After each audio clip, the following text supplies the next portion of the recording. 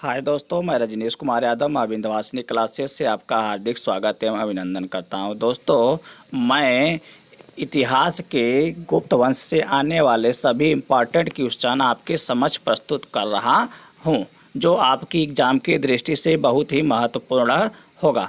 दोस्तों, जो हमारे चैनल पे पहली बार आए हैं, चैनल को सब्सक्राइब कर लें और लाइक और शेयर करना ना भूलें। दोस्तों, देखते हैं पहला क्वेश्चन।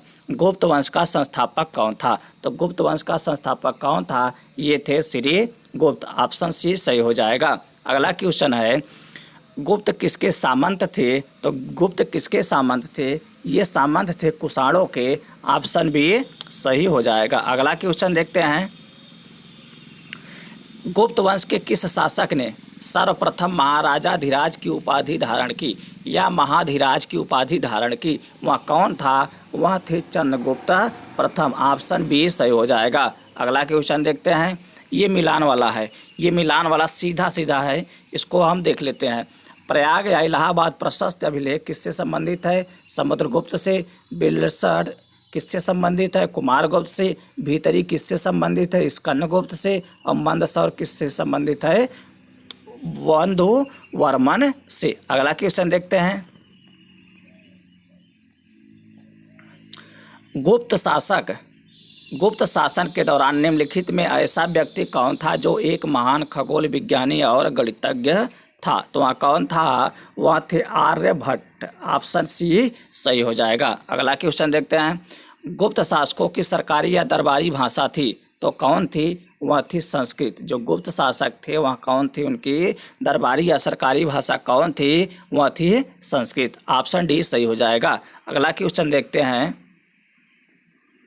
इतिहासकार V.A. स्मिथ ने किसकी विजयों से प्रभावित होकर उसे भारत का नेपोलियन कहकर पुकारा है? तो किसको कहा जाता है भारत का नेपोलियन? ये कहा जाता है समुद्रगुप्त को। ऑप्शन डी सही हो जाएगा। अगला क्वेश्चन देखते हैं,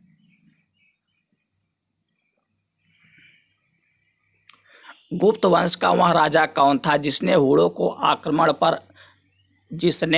को भारत पर आक्रमण करने से रोका? वह कौन शासक था जिसने हुड़ों को भारत पर आक्रमण करने से रोका? तो वह कौन था? वह था स्कंदगुप्त। ऑप्शन सी सही हो जाएगा। अगला क्वेश्चन देखते हैं, गुप्त राजवंश किस लिए प्रसिद्ध था? तो जो गुप्त राजवंश किस लिए प्रसिद्ध था? तो किस लिए प्रसिद्ध था? ये कला एवं स्थापत्य के लिए प्रसिद्ध था। ऑप्शन ए सही हो जाएगा। अगला क्वेश्चन देखते हैं, अजंता कलाकृतियाँ किससे संबंधित हैं? तो अजंता कलाकृतियाँ किससे संबंधित हैं? ये संबंधित हैं गुप्त काल से। ऑप्शन डी सही हो जाएगा। अगला क्वेश्चन देखते हैं, कुछ विद्वानों के अनुसार कवि कालिदास किसके राज कवि थे? जो कवि कालिदास थे वह किसके राज कवि थे? तो ये किसके राज कवि थे? ये राज कवि थे चंद्रगुप्त द्वितीय विक्रमादित्य के। ऑप्शन सी सही हो जाएगा। अगला क्वेश्चन देखते हैं, अजंता चित्रकारी का विषय वस्तु निम्नलिखित में किससे संबंधित है? अजंता चित्रकारी का विषय वस्तु निम्नलिखित में किससे संबंधित है? तो किससे संबंधित है? ये संबंधित है बौद्ध धर्म से। ऑप्शन बी सही हो जाएगा। अगला क्वेश्चन देखते हैं, उत्तर गुप्त युग में जो विश्वविद्यालय प्रसिद्ध हुआ वह था? उत्तर गुप्त युग में जो विश्वविद्यालय प्रसिद्ध हुआ वह कौन सा विश्वविद्यालय था? तो वह विश्वविद्यालय था नालंदा विश्वविद्यालय। ऑप्शन सी सही हो जाएगा। अगला क्वेश्चन, एरण अभिलेख का संबंध किस शासक से है? तो एरण अभिलेख का संबंध किस शासक से है? ये हो जाएगा भानुगुप्त से। ऑप्शन डी सही हो जाएगा। अगला क्वेश्चन, फाहियान किसके शासनकाल में भारत आया था? जो फाहियान था या किसके शासनकाल में भारत आया था? ये आया था चंद्रगुप्त द्वितीय के शासन काल में। ऑप्शन डी सही हो जाएगा। अगला क्वेश्चन देखते हैं, भारतीय संस्कृत का स्वर्ण युग था कौन सा था? ये गुप्त काल को भारतीय संस्कृति का स्वर्ण युग कहा जाता था। ऑप्शन डी सही हो जाएगा। अगला क्वेश्चन, फायान कहाँ का निवासी था? तो फायान कहाँ का निवासी था? यह चीन का निवासी था। ऑप्शन सी सही हो जाएगा। अगला क्वेश्चन देखते हैं। सेतुबंध का रचनाकार प्रवर सेन द्वितीय किस वंश का शासक था? सेतुबंध का रचनाकार प्रवर सेन द्वितीय किस वंश का शासक था? तो किस वंश का शासक था? यह शासक था वाकाटक वंश का, वाकाटक वंश का। ऑप्शन सी सही हो जाएगा। अगला क्वेश्चन देखते हैं। किस गुप्तकालीन शासक को कविराज कहा जाता है? तो किसको कविराज कहा जाता है? ये कविराज कहा जाता है समुद्रगुप्त को। ऑप्शन सी सही हो जाएगा। अगला क्वेश्चन देखते हैं। स्कंदगुप्त को किस स्तंभ लेख में सक्रोपम कहा गया?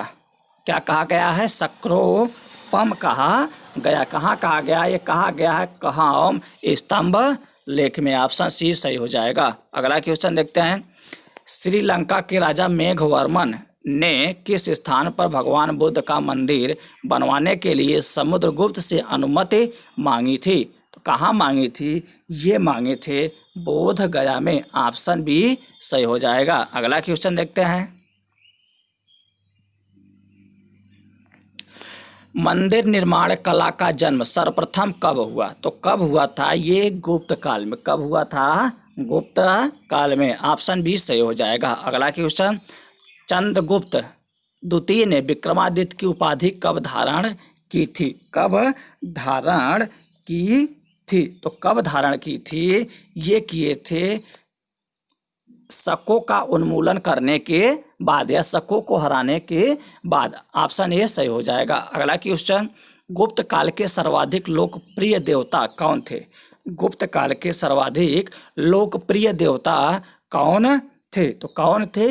ये थे भगवान विष्णु। ऑप्शन बी सही हो जाएगा। अगला क्वेश्चन देखते हैं। चंद्रगुप्त द्वितीय ने अपने किस विजय की खुशी में चांदी के विशेष सिक्के जारी किए? तो किस खुशी में चांदी के विशेष सिक्के जारी किए थे? ये किए थे शकों को पराजित करने के बाद। ऑप्शन सी सही हो जाएगा। अगला क्वेश्चन। मेहरौली दिल्ली स्थित लौह स्तंभ का निर्माण किस सदी में हुआ? तो किस सदी में हुआ था? ये हुआ था चतुर्थ सदी ईस्वी में। ऑप्शन ए सही हो जाएगा। अगला क्वेश्चन देखते हैं।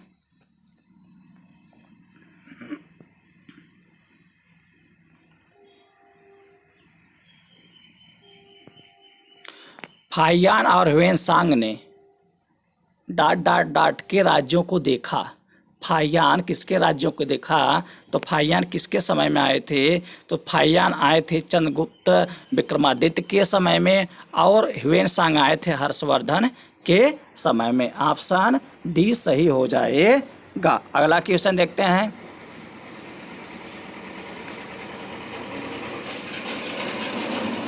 धनवंतरी थे। तो धनवंतरी क्या थे? धनवंतरी चंद्रगुप्त विक्रमादित्य के दरबार के नवरत्नों में से एक, जो कि प्रसिद्ध चिकित्सक थे। ऑप्शन बी सही हो जाएगा। अगला क्वेश्चन। गुप्तकालीन शासन प्रणाली किस प्रकार की थी? तो किस प्रकार की गुप्तकालीन शासन प्रणाली थी? वह थी राजतंत्रात्मक। क्या थी? राजतंत्रात्मक। ऑप्शन ए सही हो जाएगा। अगला क्वेश्चन देखते हैं। फाहियान द्वारा रचित ग्रंथ कोहोकुओकी में निम्न में से किसका विवरण नहीं मिलता है? तो फाहियान द्वारा जो रचित ग्रंथ है कोहोकुओकी में किसका विवरण नहीं मिलता है? तो किसका विवरण नहीं मिलता है? ये बौद्ध धर्म के सिद्धांतों का विवरण नहीं मिलता है। ऑप्शन ए सही हो जाएगा। अगला क्वेश्चन। गुप्त स्थापत्य कला का सर्वोत्कृष्ट मंदिर निम्न में से कौन है? तो निम्न में से ये कौन है? तो कौन हो जाएगा? ये हो जाएगा देवगढ़ का दशावतार मंदिर। ऑप्शन बी सही हो जाएगा। अगला क्वेश्चन देखते हैं। अजंता की गुफाओं में किन गुफाओं का निर्माण गुप्त काल में हुआ? अजंता की गुफाओं में किन गुफाओं का निर्माण गुप्त काल में हुआ? तो किन गुफाओं का निर्माण गुप्त काल में हुआ था? ये हुआ था गुफा संख्या 16, 17 एवं 19। ऑप्शन सी सही हो जाएगा। अगला क्वेश्चन देखते हैं। अमरकोश के लेखक अमर सिंह किस शासक के दरबार से जुड़े थे? किस शासक के दरबार से जुड़े थे? ये जुड़े थे चंद्रगुप्त द्वितीय के दरबार से। ऑप्शन डी सही हो जाएगा। अगला क्वेश्चन, गुप्त संवत 319-320 को प्रारंभ करने का श्रेय किसे दिया जाता है? या ये भी पूछा जाता है कि गुप्त संवत किसके शासनकाल में शुरू किया गया था? तो किसके शासनकाल में शुरू किया गया था? ये शुरू किया गया था चंद्रगुप्त प्रथम के शासन काल में। ऑप्शन ए सही हो जाएगा। अगला क्वेश्चन देखते हैं, चंद्रगुप्त प्रथम ने गुप्त संवत का प्रारंभ किस उपलक्ष्य में किया? चंद्रगुप्त प्रथम ने गुप्त संवत का प्रारंभ किस उपलक्ष्य में किया? तो किस उपलक्ष्य में किए थे? ये किए थे अपने राज्यारोहण के स्मारक के रूप में। अपने राज्यारोहण के स्मारक के रूप में। ऑप्शन ए सही हो जाएगा। अगला क्वेश्चन, प्रयाग प्रशस्ति अभिलेख का लेखक हरिसेन किस शासक का दरबारी कवि था? तो किसका था? ये थे समुद्रगुप्त का। ऑप्शन ए सही हो जाएगा। ऑप्शन ए सही हो जाएगा। अगला क्वेश्चन देखते हैं, गुप्त काल को प्राचीन भारत का क्लासिकल युग क्यों कहा जाता है? गुप्त काल को प्राचीन भारत का क्लासिकल युग क्यों कहा जाता है? तो क्यों कहा जाता है? ये कहा जाता है कला व साहित्य के क्षेत्र में अपने चरमोत्कर्ष पर पहुंचने के कारण। ऑप्शन बी सही हो जाएगा। अगला क्वेश्चन देखते हैं, सारनाथ के धमेख स्तूप का निर्माण किस काल में हुआ? धमेख स्तूप का निर्माण किस काल में हुआ?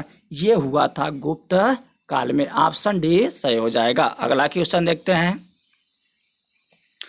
गुप्त काल की सोने की मुद्रा को कहा जाता था? तो गुप्त काल की जो सोने की मुद्रा थी उसको क्या कहा जाता था? उसको कहा जाता था दिनार। ऑप्शन ए सही हो जाएगा। अगला क्वेश्चन, कुमार संभव महाकाव्य किस कवि ने लिखा है? तो कुमार संभव किस कवि के द्वारा लिखा गया? ये लिखा गया कालिदास द्वारा। ऑप्शन डी सही हो जाएगा। ऑप्शन डी सही हो जाएगा। अगला क्वेश्चन, नालंदा विश्वविद्यालय की स्थापना का युग है? तो नालंदा विश्वविद्यालय स्थापना का युग क्या है? ये है गुप्त काल में। गुप्त काल में। ऑप्शन सी सही हो जाएगा। अगला क्वेश्चन, गुप्त युग में भू राजस्व की दर थी? गुप्त युग में भू राजस्व की दर थी तो क्या थी? ये थी उपज का छठा भाग। उपज का छठा भाग। ऑप्शन बी सही हो जाएगा। अगला क्वेश्चन देखते हैं,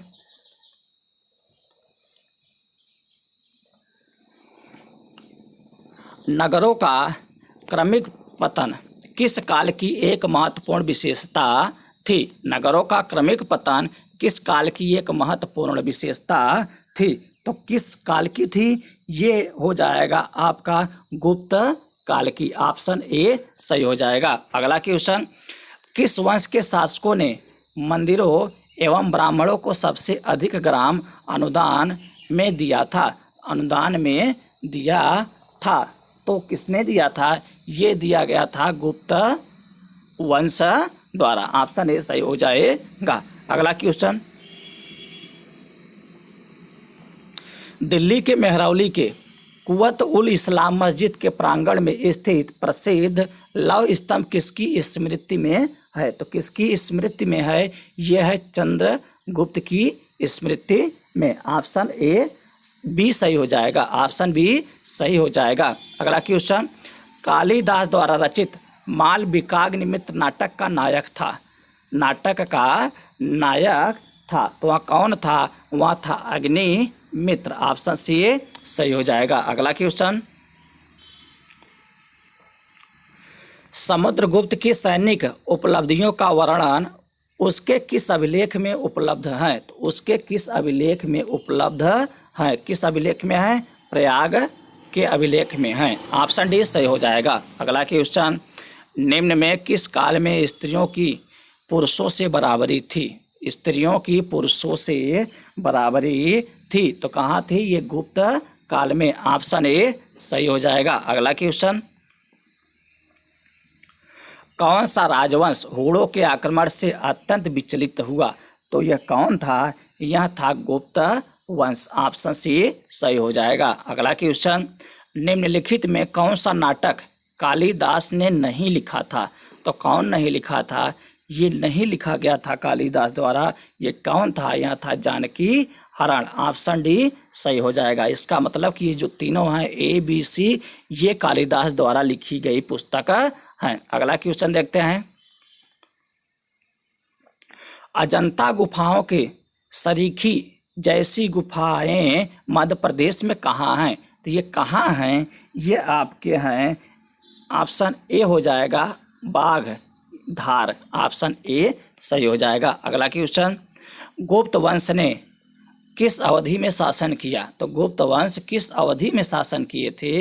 ये आपका हो जाएगा, ये हो जाएगा 319 ईस्वी से 500 ईस्वी तक। ऑप्शन ए सही हो जाएगा। अगला क्वेश्चन,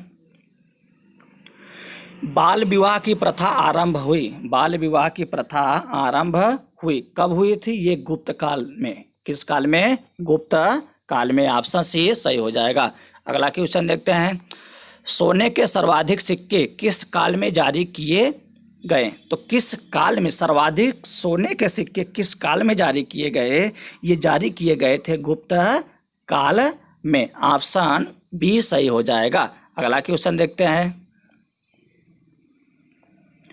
यूरोपीय भाषा में अनुदित या अनुवादित प्रथम भारतीय ग्रंथ कौन सा है? तो कौन सा है प्रथम भारतीय ग्रंथ? ये है अभिज्ञान शाकुंतलम। ये कालिदास द्वारा रचित अभिज्ञान शाकुंतलम है। ऑप्शन बी सही हो जाएगा। अगला क्वेश्चन, सती प्रथा का पहला उल्लेख कहाँ से मिलता है? तो सती प्रथा का पहला उल्लेख कहाँ से मिलता है? तो यह मिलता है एरण अभिलेख से। किससे मिलता है? एरण अभिलेख से। ऑप्शन सी सही हो जाएगा। अगला क्वेश्चन, गुप्त वंश के निम्नलिखित शासकों को क्रम से लगाइए। अच्छा, देखते हैं, दिया है कि शासकों को क्या करना है? क्रम से ये लगाना है। तो क्रम से लगाएंगे तो क्या हो जाएगा? पहले हो जाएगा चंद्रगुप्त प्रथम, इसके बाद समुद्रगुप्त, तब चंद्रगुप्त द्वितीय। 1 2 3 ये लगातार।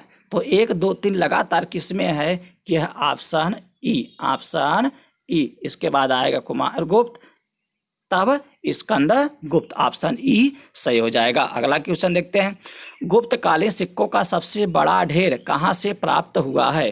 कहाँ से प्राप्त हुआ है? ये प्राप्त हुआ है बयाना भरतपुर से। ऑप्शन ए सही हो जाएगा। अगला क्वेश्चन देखते हैं,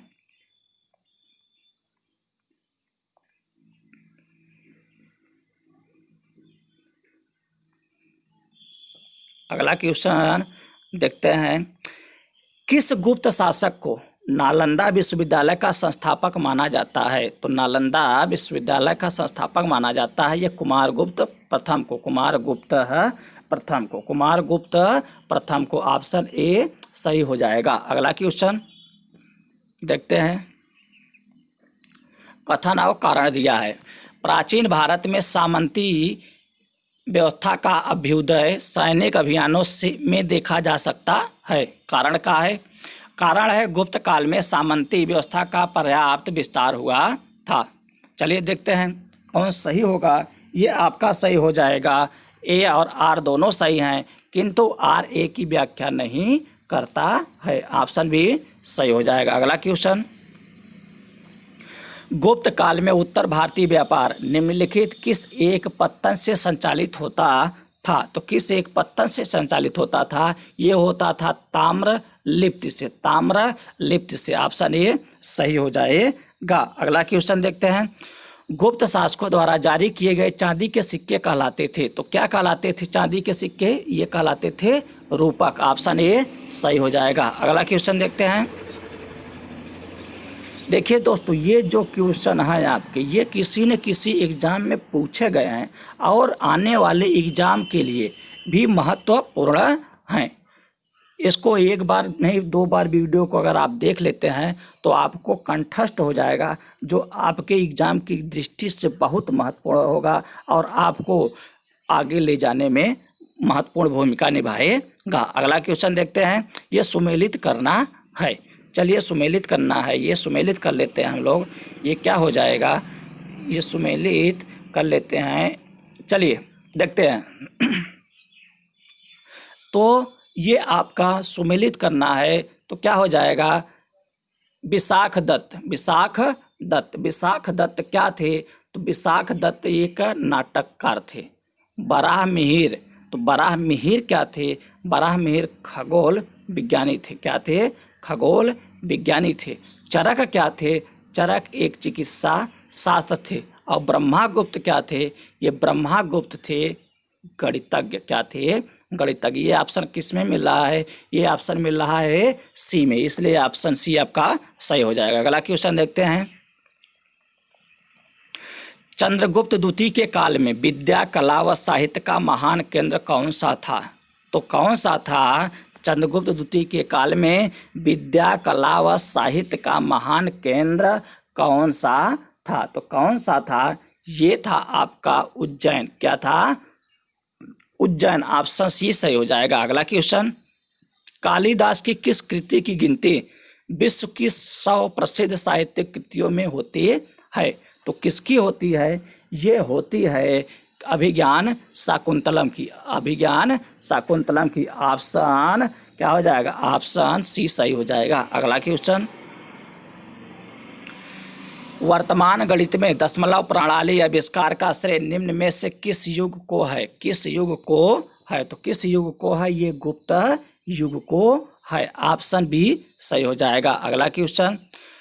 निम्न में से कौन सा गुप्त वंश के पतन का कारण नहीं था, कारण नहीं था, तो कौन कारण नहीं था, ये हम देख लेते हैं। तो क्या हो जाएगा, ये हो जाएगा सत्ता के नियंत्रण के लिए आंतरिक कलह। ऑप्शन डी सही हो जाएगा। अगला क्वेश्चन देखते हैं।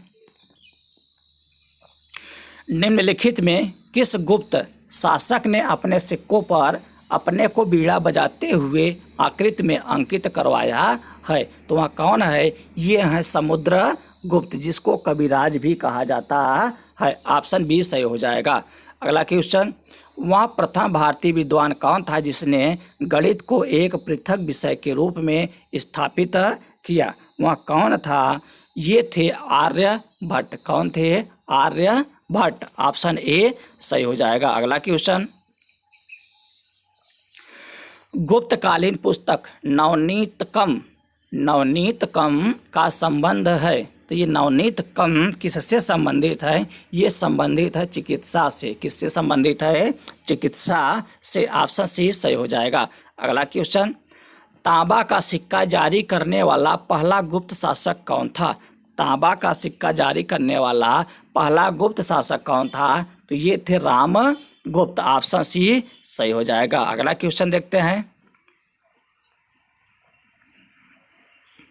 ये सुमेलित करना है, एक तरफ शासक हैं और एक तरफ उनके अभिलेख, एक तरफ शासक और एक तरफ क्या है, उनके अभिलेख हैं। चलिए देखते हैं। तो ये क्या हो जाएगा, समुद्रगुप्त, ये हो जाएंगे प्रयाग प्रशस्ति।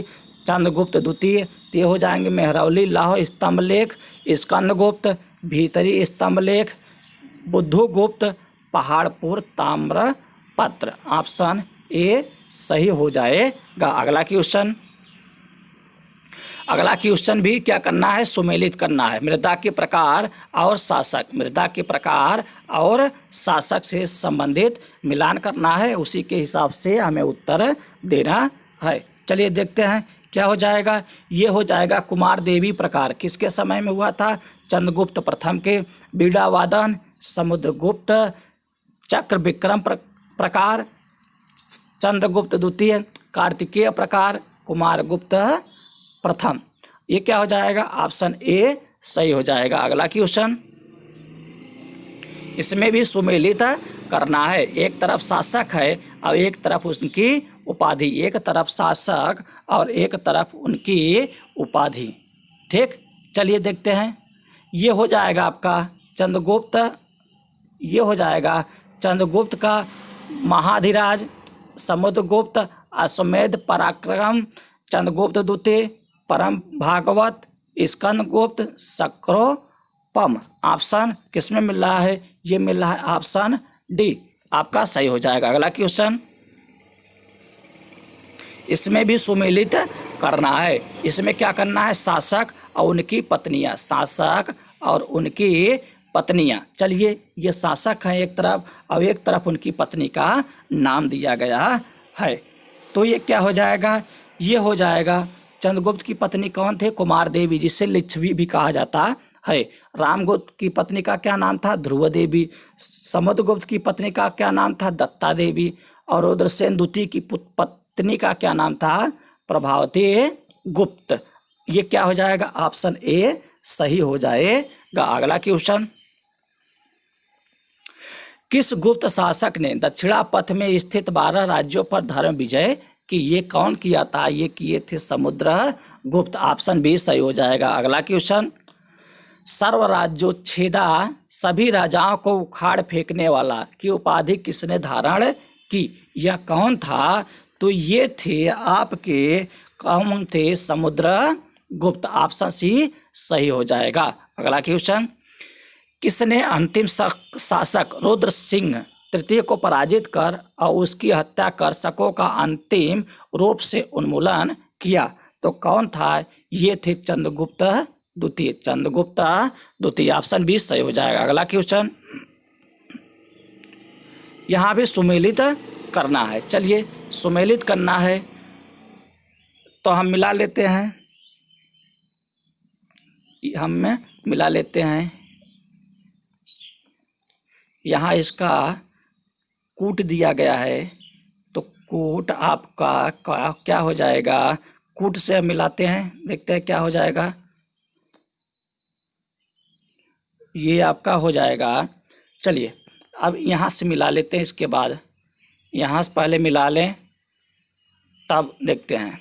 चलिए, ये आर्यभट्ट का हो जाएगा आर्यभट्टीय, धन्वंतरी का हो जाएगा नवनीतकम, ब्रह्मागुप्त का हो जाएगा ब्रह्मा सिद्धांत, और बराहमिहिर का हो जाएगा पंच सिद्धांतक। ठीक, चलिए देखते हैं अगला क्वेश्चन।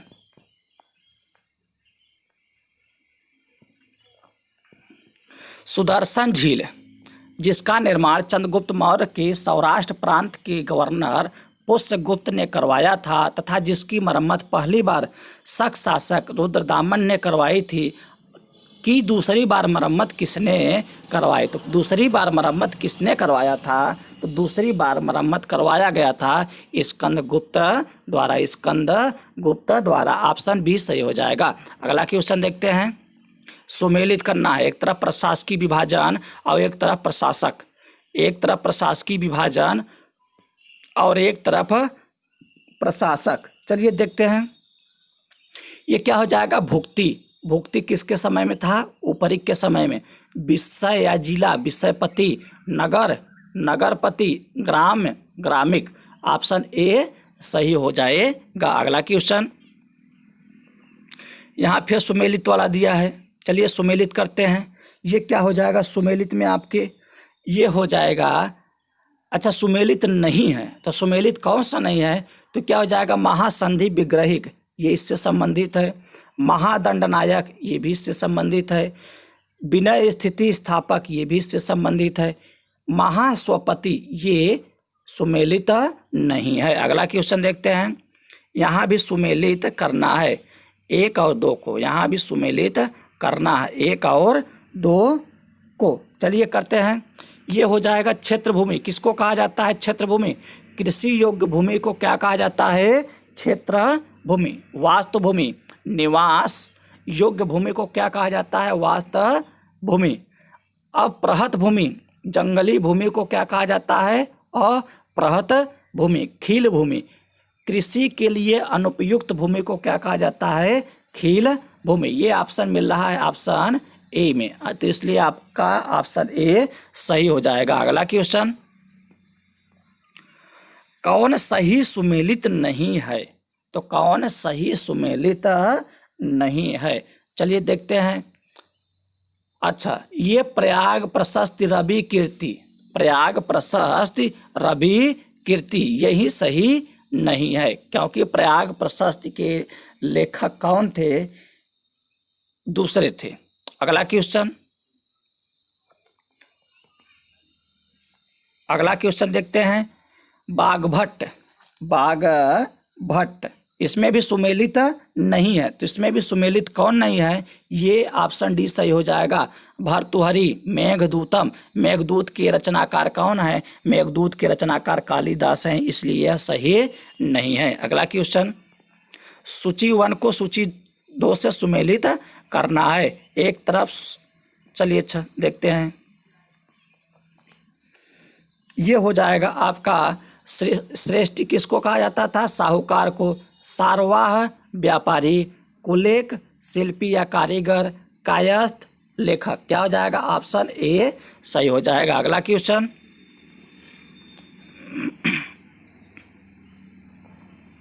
मिहिर कुल का संबंध था, मिहिर कुल का संबंध था, तो किससे था? ये संबंध था होड़ों से। किससे था? होड़ों से। ऑप्शन बी सही हो जाएगा। अगला क्वेश्चन, कन्नौज को सर्वप्रथम महत्ता प्रदान करने वाले थे, तो कन्नौज को सर्वप्रथम महत्ता प्रदान करने वाले कौन थे? तो ये थे मौखरी नरेश, मौखरी।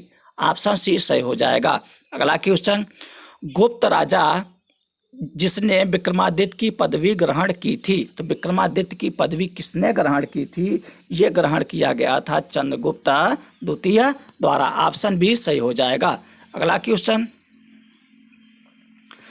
कुतुब मीनार के निकट स्थित लौह स्तंभ वैज्ञानिकों का ध्यान क्यों खींच रहा है? तो क्यों खींच रहा है? चलिए देखते हैं क्यों खींच रहा है। ये आपका हो जाएगा उसकी, क्या हो जाएगा? उसकी जंग रोधकता के कारण, उसकी जंग रोधकता के कारण। ऑप्शन डी सही हो जाएगा। अगला क्वेश्चन, प्राचीन भारत में गुप्त काल से संबंधित गुफा चित्रांकन के केवल 2 उदाहरण उपलब्ध हैं। इनमें से एक अजंता की गुफाओं में किया गया चित्रांकन है। गुप्त काल के चित्रांकन का दूसरा अवशिष्ट उदाहरण किस स्थान पर उपलब्ध है? तो किस स्थान पर उपलब्ध है? यह उपलब्ध है बाघ गुफा में। किस गुफा में? बाघ गुफा में। ऑप्शन ए सही हो जाएगा। अगला क्वेश्चन, पुंड्रवर्धन या भुक्ति प्रांत अवस्थित थी, तो ये कहाँ अवस्थित थी? ये अवस्थित थी आपका उत्तर बंगाल में। कहाँ थी? उत्तर बंगाल में। ऑप्शन ए सही हो जाएगा। दोस्तों, गुप्त वंश से इतने क्वेश्चन थे जो आपके पूर्ण हो गए हैं। और दोस्तों, जो पहली बार हमारे चैनल पर आए हैं वह क्या करें? चैनल को सब्सक्राइब कर लें और बेल आइकन को दबाना ना भूलें। धन्यवाद दोस्तों।